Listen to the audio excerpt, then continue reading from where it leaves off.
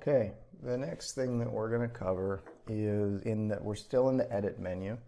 And the next thing we're going to cover is close cracks, generate face groups, and make solid. These first two should go pretty quick, and then we'll spend some more time on the make solid because there's a lot of options there and just some things I want to go over with you. Closing cracks, we've seen this done using some other tools, most notably the weld boundaries tool. If you remember before, we had talked about how weld boundary allows you to take something, separate it, work on it, and then bring it back together. And so, for example, if you wanted to grab this and hit Y for separate, notice that now we have these two different objects. If we then wanted to sculpt a little bit on this segment here, we can come into sculpting and we can say drag, and down in the filters we can say fix the boundary, which makes sure that those edges stay in place, and I can take this and I can start pulling on it in different directions like this. Okay, and then when I'm done, I can come in to edit, and first, hold on, first you got to take these two and combine them together so that we're back to having one object, and it sees this blue line right here, this boundary, it sees that as what it's calling a crack. So you can come in and say close cracks and see how it takes any areas where the edges are just right up against each other and it closes them. Sometimes there's instances where you might bring a model into Mesh Mixer and it already has one of those cracks, and you may try running the close cracks tool. Just know that if there's stuff going on other than two edges that are right next to each other, you know, if there's another triangle in there that maybe you can't see and you're wondering why the tool's not running, that would be a good suggestion. I mean, it really just applies to these kinds of situations where they're just right there side by side. So I'm going to delete this rabbit and bring in a second one.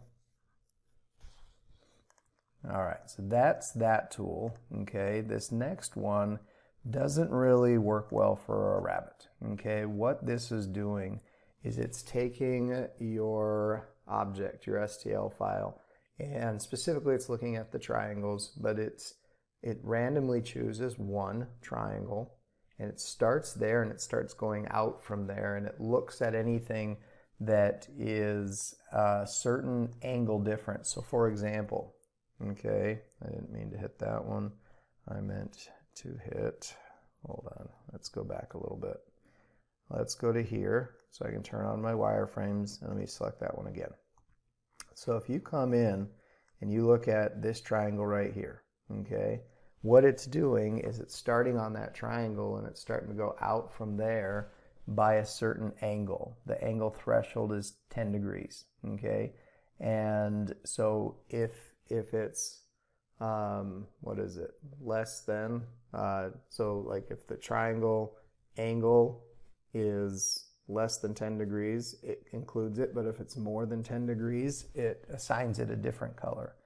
And so if you notice that as you drag this over, see how right here it's with a threshold up at 80, nothing in this is over that, and so the whole thing is one color. Whereas if you pull it all the way to the other side, notice that every single triangle is different. That looks pretty cool, I must say. And so that's the idea here. The other thing to look at, and I'm going to show you with a different object here in a second, but a different thing to look at is the size threshold. Okay, so for example, if you look at like let's look at this one here. So that triangle all by itself, if you don't want small areas like that having their own face group, you can drag the size threshold up and notice how quickly some of those small ones go away. And it basically says, you know, beyond a certain number, it's going to cut out. I don't know if it lets me type in whatever I want. Sure does. All right. So you can see that you can start to be very specific on how small you're willing to allow. Now, like I said, with the bunny, it doesn't work that well because there's so many curves. Before I go further, I want to show you the mode one. It talks about the edge angle and the normal angle. And again, I'll zoom in a little bit. And so the edge normal is where two edges of triangles come together and they have a certain angle. That's the angle that the angle threshold is going after. And if you switch to the normal angle, what that's doing is, remember, every triangle has this imaginary line that runs perpendicular called a normal. And so as those change, it's these angles is what it's looking at. I've noticed that I have better results with the edge angle. Okay, so for example, let me just turn the wireframes back off, and I'm going to go into this mask I showed you in an earlier video. Okay, let me turn the bunny off for a second. Let me hit accept. All right, so I've got this mask here, and that is not the mask I wanted. I'm gonna bring in a different mask. Let me import, and I've got a different mask. This one here. Sorry, wrong one still. Wasn't paying attention. Okay, this is the one I was talking about. All right, so I've got this mask that you can see that there's definitely different elements to the mask. Okay. There's the little clips here on the side, and let's say somebody gave me this file and I wanted to edit it. I wanted to change something about it, okay? Actually, the reason I have this mask is somebody gave me one with different clips and I didn't want the ones they had, so I replaced them. But notice I can either come in and try to select these all by themselves, but I can also use this generate face groups and see how it starts to try and select different areas. In some areas it does very well. Like in this area right here where it doesn't do great is these ones right here. But we know that if we don't want these small edges here, we can drag the size threshold up, and that's going to start knocking some of those out. But notice it's still leaving some of them in there. Okay, if we start messing around with the angles and start allowing, and so I'm trying to make this all one color by adjusting the angles.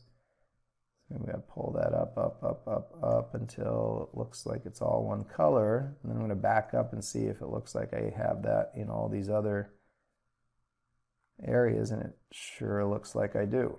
So at this point, I can take this and hit accept. And now, well, I guess this one here didn't stay separated. But that gives me the option. It's like I could even, here, let me do this, combine some tools that we talked about. So I'm selecting these like this, double clicking on them, which expands to group. I'm hitting separate. So those are separated out. I could run the tool again on this one, but leave the numbers lower and say, yeah, that's what I want right there. And we hit accept.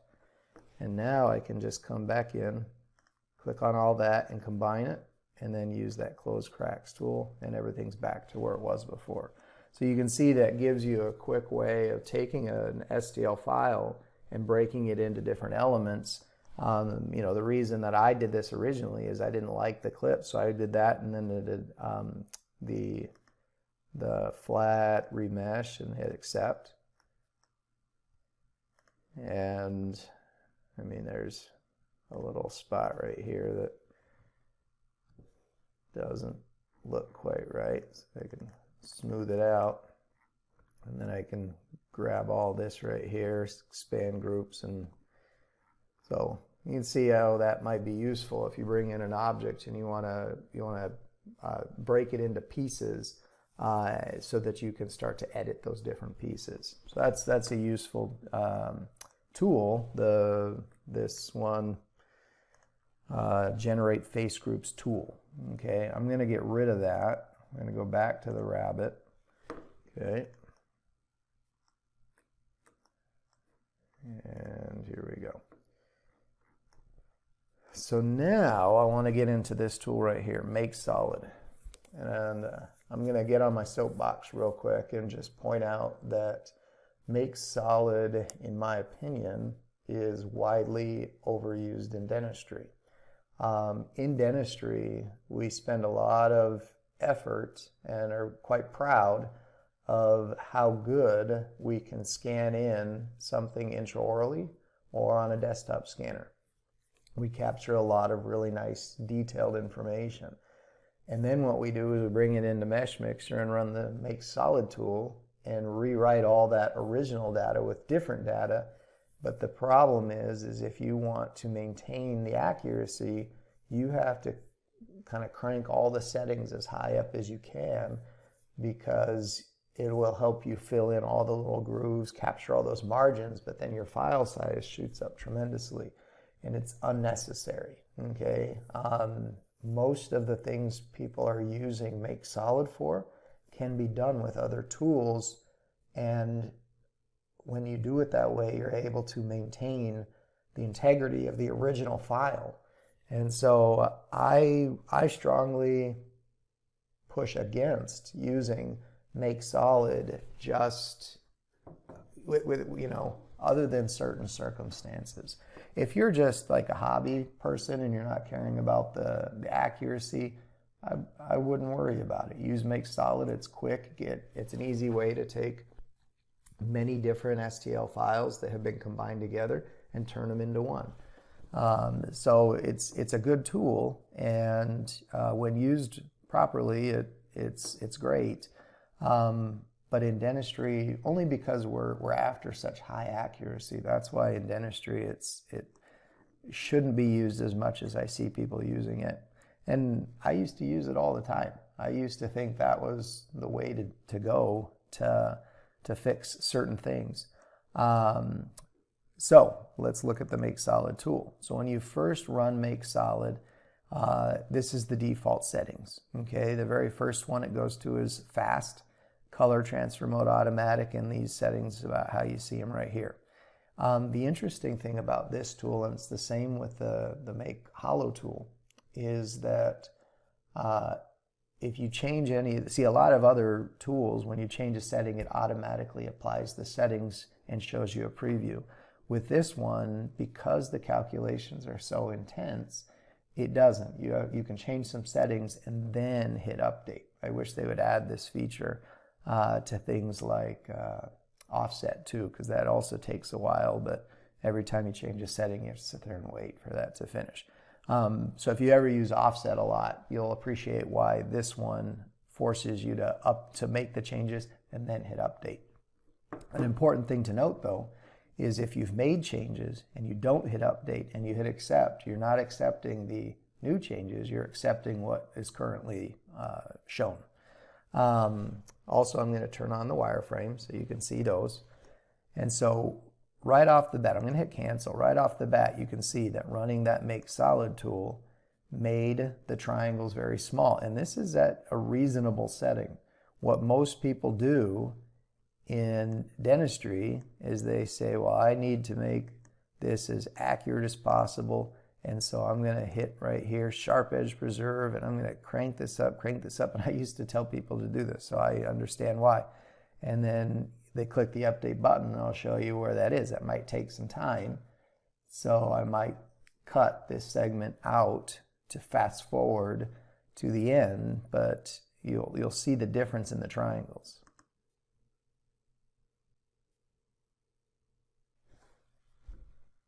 Dang. That took a long time. And look at the triangles now. I'm going to go ahead and hit accept. And I want to show you the difference between the two. This is just an intense operation, and I'll explain a little bit as best as I know, which I can't say I fully know, but see how it looks identical to the original? So let me go ahead and I'm going to transform this guy. I'm going to move it over like this. Here's my original. And I'm going to put these guys side by side. Okay. For one, it's super slow right now. So it's bogging me down. So if you look at these, notice how they look almost identical, minus this one is closed on the bottom. But see how similar they look, because essentially the software was able to get the triangle so small that it can copy everything exactly, and that's why everyone chooses to use these settings cranked up. But look at the difference here. I mean, that is insane. And you can't even see these triangles. If you zoom in, oh, hold on, let me turn this off.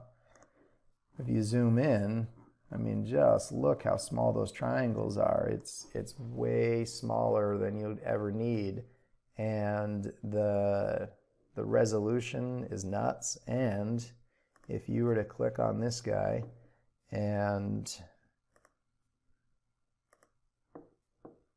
go ahead and export that out, I'll just put it in the downloads as Rabbit High Res. Okay. And then this other one, oh, now it's got a thing. And this other one, export that one out as Rabbit Original. I'm just going to hop over into the downloads and look at this. The original was like half of a megabyte, and then this one is 75 megabytes. Now, in CAD, that is a big problem, okay? And so it doesn't make sense, okay? I'll stop belaboring that. I'm going to delete this, and we'll go right back into the Make Solid tool. So as I was just doing a little bit of research to get ready for this course, what I was understanding is that the way Make Solid works, I always used to think that Make Solid worked by taking all the vertices that were in your objects and starting to go off of those. Apparently that's not the case. Apparently, if you go right here where it says blocky, you'll notice, update, you'll notice that it creates this object like this out of these very tiny small cubes called voxels. So a voxel is like a 3D version of a pixel. And you look at this and you look how blocky it is.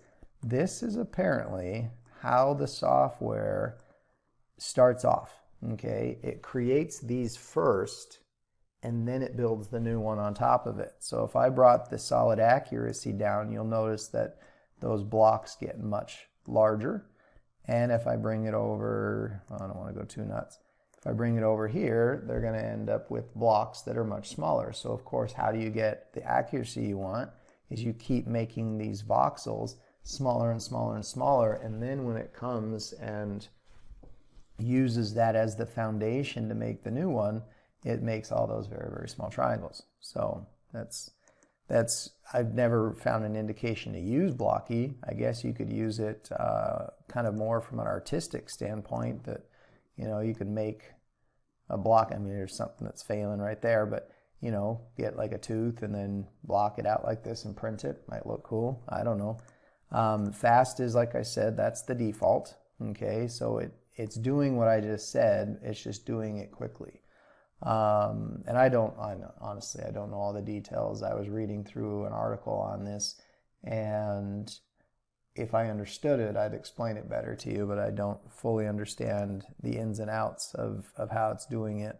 I always used to jump into the sharp edge preserve. My understanding with that is it does everything first, but then it goes back and it tries to clean up the sharper edges. Okay, so it helps with areas like right through here, or if it's a tooth, it helps to maintain gingival margins and things like that.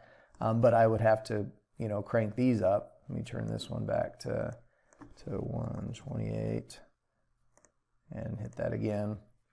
And that's what I used to do. I used to sharp edge preserve, and I would crank those things over to the side all the way up to 512, and I thought that was what I should be teaching people, but I was wrong. So you can see right here that, and we turn these off, you can see right here that it does a decent enough job at trying to preserve those different things. So normally, if I'm going to use the Make Solid, I will use Sharp Edge Preserve, and I will put these where I want them to be. Down here, this one I haven't really had a lot of experience fully understanding this tool. Okay, I read up on it, but then it just didn't seem to apply. The closed open boundaries, I'm going to explain in a little bit. Auto repair results, what that does is sometimes while it's making the new STL file, errors come up, holes are created, and it's essentially closing all those holes for you. Okay, so it's like it's running the inspector tool at the very end for you. And I do know that it said in the documentation that sometimes that's when the tool crashes, is not in running the tool, but the cleanup afterwards. And so they did say you could uncheck that box and it'll skip that step, and then you can manually go back. Transferring groups, we've seen that in other tools before. That just means if my original had a face group on it, it's going to try to transfer it over. If that original one, like if I put one of these guys on here, sorry, I keep dragging it on. That's not how it works.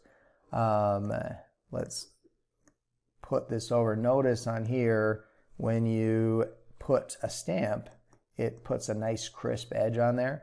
But if I go in and run the Make Solid tool, and I click on the transfer groups update, what you'll notice is that it doesn't, and maybe, let's see if that's, as you can see, I don't really do this a lot. I'm going to see if there we go. You have to hit accept. See how it doesn't keep that sharpness, okay? Because if you look at the triangles, they don't follow them. They don't preserve the boundary or the edge of your group, so it makes it kind of like that. Let's go back to here and go back to Make Solid. All right, so we have, and then, okay, we talked about all this. Let's go into accurate, because notice right here, offset distance and minimum thickness are grayed out. But notice if you go into accurate, suddenly you can do that. This is where I use Make Solid the most. If I want to take a setup that I did of denture teeth and a denture base, and I want to create exactly 0.2 millimeters around that tooth, okay? What I'm going to do, and I'll go ahead and come over into here, and let's do this real quick for you. Okay, so we've got these teeth.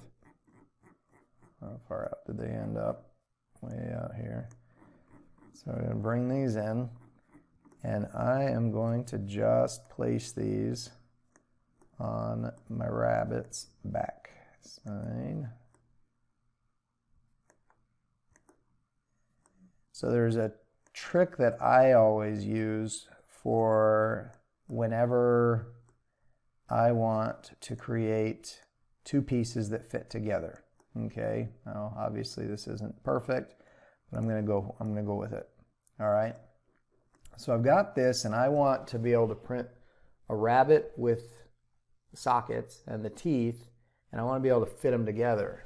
But because we know that I can't just boolean the teeth into the rabbit and expect them to go together, there has to be a little bit of space around it to create for things like inaccuracies.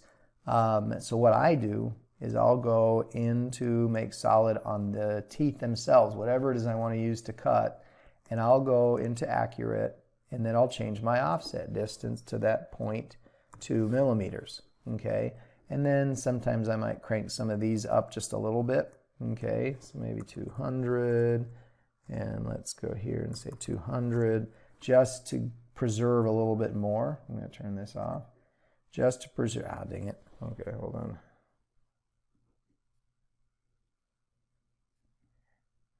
What you got to be careful on is messing around too much while that tool is open. Make solid. All right. Back to accurate, back to offset distance of 0.2, and we're going to say 200 and 200. Update. So I'm trying to get, what I'm getting from this is a set of teeth that are 0.2 millimeters larger, but by messing around with some of these settings, you can see that I was able to preserve some more of that information. I'm going to hit accept, and I just want to show you real quick that if I turn on the teeth, the original teeth, but I select them, but I have them hidden so they glow like this, you can see what I have is this shell that's just slightly larger, okay?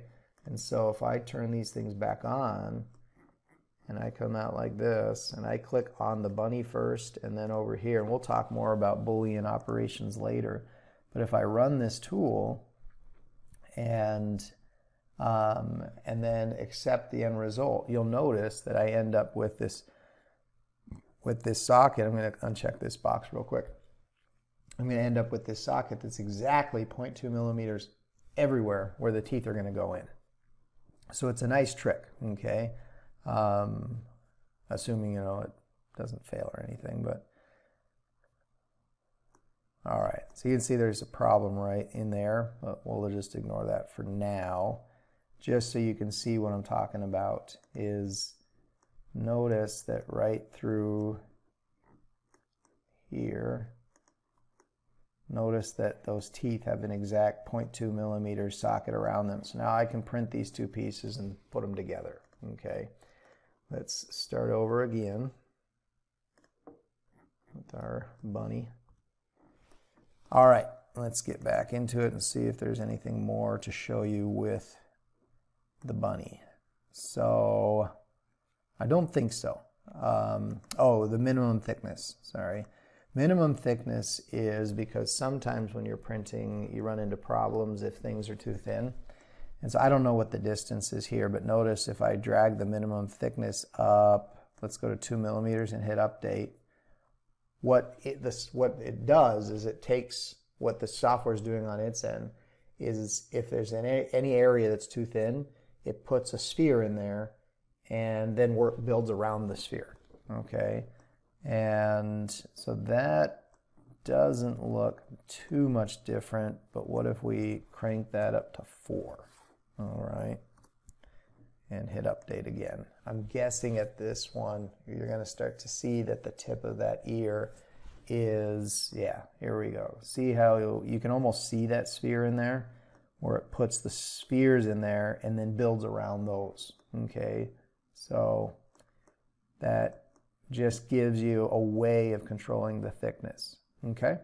So I'm going to hit cancel, and I'm going to just turn this guy off, and we turn this one on. So what I did to get this is I took this shell of an object, and I'll show you what I mean. I'm going to delete that just for a second. See how it's just a shell that's been cut into some pieces, okay? When you run a make solid tool, one of the first things it does before it even does the voxel, I believe it's before the voxels, one of the first thing it does is it closes holes, okay? This technically has a lot of holes on it. There's a hole that extends from here over to here and then over here. So you notice that we get this very odd end result, okay? And that's because right here, you've told it to go ahead and close any open boundaries before it did its remesh. Well, if you uncheck that and you hit update, you're going to notice a completely different end result, okay? Actually, it looks perfectly normal. And the reason for that is just that it skips that step. So now it's trying to work on the entire object and ignoring the fact that those are there. All right, so let's then get rid of that and turn this one on. So that's me. This was taken on Embellish 3D at Lab Day, I believe on their iPad. And I just wanted to show you that when you go into Make Solid, if you have an object that has color attached to it, that color can be transferred. And you can see right here where it's set to automatic. Obviously, if you do no color, it's just going to make it throws out the color, okay? And there we go. So it throws out the color on that one. The material to vertex, my understanding is automatic is kind of doing the material to vertex. There must be some difference between them. I don't do much of anything with color, so I don't mess around with this at all. But notice also that if I turn this up, okay, and I hit update, notice that just as the triangle sizes get smaller and resolution goes up, the color transfer gets better as well. So that when we've done it this way, you can see that it does a better job of transferring the colors over. Now before, the way that my understanding is the way that Embellish puts the color on the object is it has different files. One of them is like this, I think they call it a UV mask, where it's an image that gets wrapped around this object. And so in the original, I'm going to go ahead and hit accept. In the original,